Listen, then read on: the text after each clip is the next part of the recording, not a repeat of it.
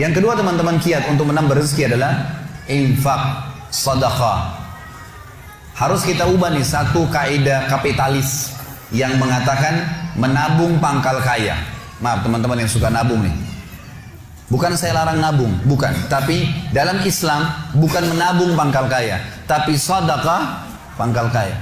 Nggak bisa ketemu antara nabung dengan sedekah, nggak bisa ketemu nih. Susah ketemunya. Karena sedekah disuruh keluarin, ini nabung disuruh simpan, gitu kan? Nggak bakal ketemu. Dalam Islam makin sering kita keluarkan di jalan Allah, makin terbuka tuh rezekinya. Ya, ini dalilnya banyak. Di antaranya hadis Bukhari, hadis Qudsi, di mana Allah Subhanahu wa taala berfirman, kata Nabi SAW, Allah berfirman, "Ya bna Adam, anfik alaih." Wahai anak Adam, berinfak dulu di jalanku, aku baru berinfak padamu. Sedekahin dulu, baru aku kasih kamu. Jadi ini kata kuncinya, makin sering keluarkan, maka makin bagus. Makin bagus yang kita kasih, ya, makin sempurna balasan dari Allah. Coba renungi perkataan Urwah bin Zubair rahimahullah, seorang ulama tabi'in yang masyhur. Urwah bin Zubair ini ayahnya namanya Zubair bin Awam. Salah satu sahabat dari 10 orang yang jamin masuk surga. Anaknya namanya Urwah, ulama besar, gitu kan, dari tabi'in. Urwah mengatakan, janganlah seseorang di antara kalian memberikan untuk Allah, keluarkan di jalan Allah sedekah, sesuatu yang dia malu kalau dia berikan kepada pemimpin satu kaum. Begini maksudnya. Saya ingin tanya teman-teman, coba renungin dan jujur jawabnya ya. Kalau seandainya Anda tiba-tiba diundang oleh, saya nggak tahu nih, di Bali ini apa? Wali kota ya? Diundang oleh wali kota. Baik, bapak ini atau ibu ini diundang ke wali kota, ditelepon khusus, datang ya ke kantor saya besok, dan tolong beliin saya buah. Pesan beli buah. Kira-kira teman-teman sekalian, pada saat wali kota pesan buah dari Anda ini, beli buahnya di mana? Di pasar kaki 5 kan? Emperan jalan? Masuk supermarket. Cari buah yang biasa-biasa saja tuh buah yang paling bagus. Kalau ada sedikit rusak kulitnya, tercoret, atau mungkin terkelupas, dimasukin nggak? Setelah kita beli buah-buah yang paling bagus, yang paling mahal, ditaruh di kresek atau cari alat tempat yang lain. Cari keranjang, pakai plastik, pakai kartu nama, luar biasa. Kenapa? Karena wali kota yang pesan. Coba teman-teman sekalian, kalau ibu Anda yang pesan, bapak yang pesan, nah beliin ayah, beliin ibu jeruk ya, buah. Beli di mana kira-kira? Di kaki 5. Kemudian penjualnya bilang, ini ada rusak sedikit, nggak apa-apa, masukin aja. Pakai kresek tua ini bekas ikan, udah nggak apa-apa. Ini yang Urwah rahimahullah berkata, janganlah seseorang di antara kalian ya memberikan untuk Allah di jalan Allah. Orang tua kita tuh kalau bakti luar biasa pahalanya kan gitu. Yang kalian malu kalau kalian berikan kepada pemimpin satu kaum. Mestinya ibu ayah kita tuh dibuatin kayak tadi tuh, malah lebih hebat daripada itu. Pilihin buah yang paling bagus, dikemas yang paling bagus dan seterusnya. Mestinya begitu. Tapi seperti itulah manusia, karena tidak paham teman-teman sekalian. Sesuatu yang dikeluarkan di jalan Allah akan mendatangkan respon rezeki yang banyak.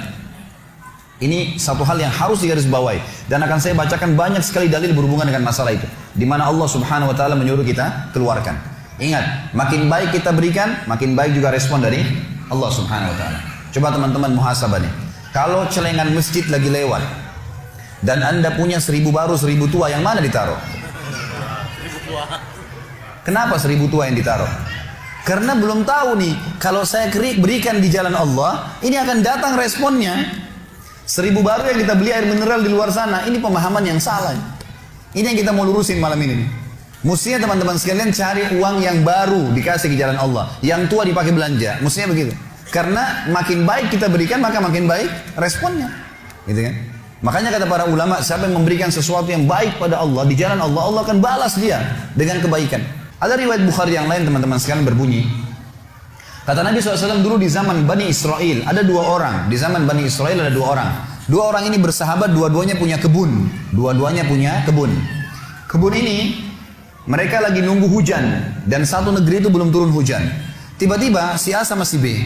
Si A ini melihat ada awan, kata Nabi SAW, lewat di atas kebunnya. Dan terdengar suara dari awan itu berkata, turunkanlah hujan di kebunnya fulan. Kebun temannya dia, di sebelah. Maka dia bilang, kata Nabi SAW, orang ini pun mengikuti awan tersebut. Ternyata betul, awan itu menggumpul semuanya di atas kebun temannya, hujan. Tapi cuma kebun temannya, yang lain gak kena hujan. Maka Nabi SAW mengatakan, dia pun bertanya pada temannya, apa yang kamu lakukan dengan kebunmu? Sampai di musim panas seperti ini pun Allah masih menurunkan hujan untuk kebunmu saja. Apa yang dia bilang? Dia bilang, saya membagi keuntungan dari usaha saya ini menjadi 3. Keuntungannya bukan modal. Sepertiganya saya infakkan di jalan Allah, langsung saya keluarkan. Sepertiganya lagi saya tambahkan ke modal. Sepertiganya lagi saya gunakan untuk keperluan keluarga saya.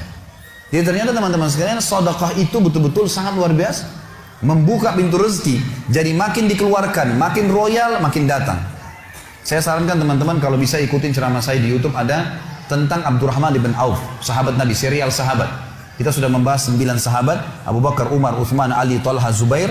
Kemudian Abdurrahman bin Auf, Talha bin Ubaidillah. Terakhir itu Sa'id bin Zaid. Dan insya Allah hari Sabtu depan ini akan ada tablik akbar sahabat yang ke-10, Abu Ubaidah bin Jarrah. Abdurrahman bin Auf salah satu sifat ciri khasnya, semua sahabat suka bersedekah, tapi Abdurrahman ini luar biasa dalam sedekah. Luar biasa. Beliau pernah kedatangan keuntungan 1 peti emas di satu malam, gak bisa tidur, gelisah.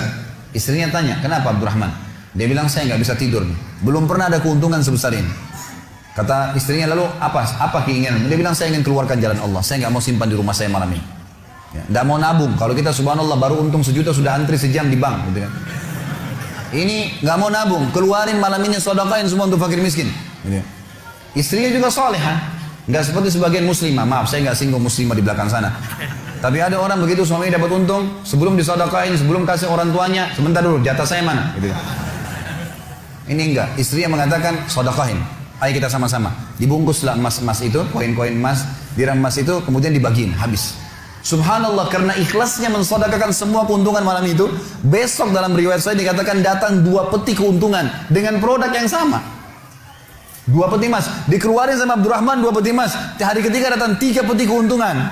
Dikeluarkan hari keempat datang 4 peti. Begitu terus sampai Abdurrahman memiliki sebuah gudang penuh dengan emas.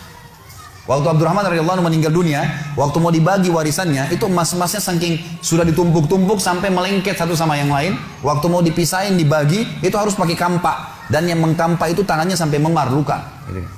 Saking banyaknya. Selalu sedekah. Setiap hari beli 33 budak dibebasin. Setiap hari beli budak bebasin. Setiap hari datangkan 30 kafilah, ya 30 ekor unta untuk diparkir, ditaruh di tengah-tengah jalan Madinah. Lalu pegawainya berteriak, Abdurrahman membagi-bagi buat kalian, silakan, semua ambil kebutuhannya. Luar biasa gitu. Kita subhanallah kadang-kadang bersedekah, kalau orang datang itu pun masih perhitungan, gitu kan. Ini nggak sengaja cari orang yang butuh lalu dikasih. Maka lihat bagaimana mereka memahami tentang masalah sedekah ini, teman-teman sekalian.